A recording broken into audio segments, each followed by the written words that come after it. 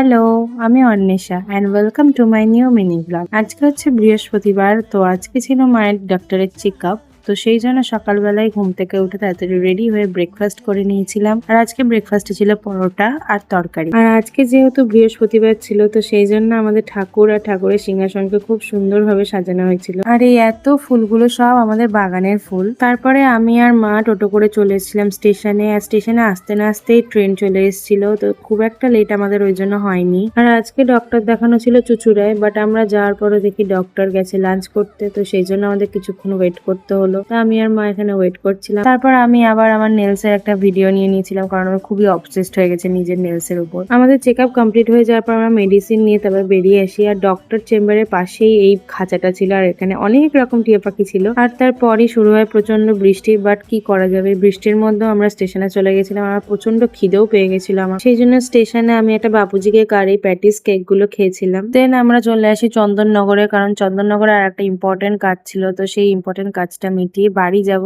তখনও বৃষ্টি হয়ে যাচ্ছে। আমরা অনেকক্ষণ ওয়েট করলাম, বাট এক ফোঁটাও বৃষ্টি থামেনি। তো সেই জন্য বৃষ্টির মধ্যেই একটা কোনো মতে টোটো পাওয়া গেছিল, তো সেই জন্য সেই টোটো করে স্টেশনে চলে আসি। তারপর বাড়ি এসে কিছুক্ষণ রেস্ট নিয়ে লাঞ্চ করে নিয়েছিলাম। দেন বিকেল বেলার দিকে ভাই আবার পকোড়া আর চাউমিন এনেছিল। আমাদের বাড়িতে বিকেল হলেই প্রায় প্রত্যেকদিন এটা ওটা চলতেই থাকে। তো যাই হোক, আমি এখানে পকোড়া চাউমিনটা এনজয় করি। আর তোমরা আমাকে জানিয়ে আজকের মিনি ব্লগটা তোমাদের কেমন লাগলো। So till then by.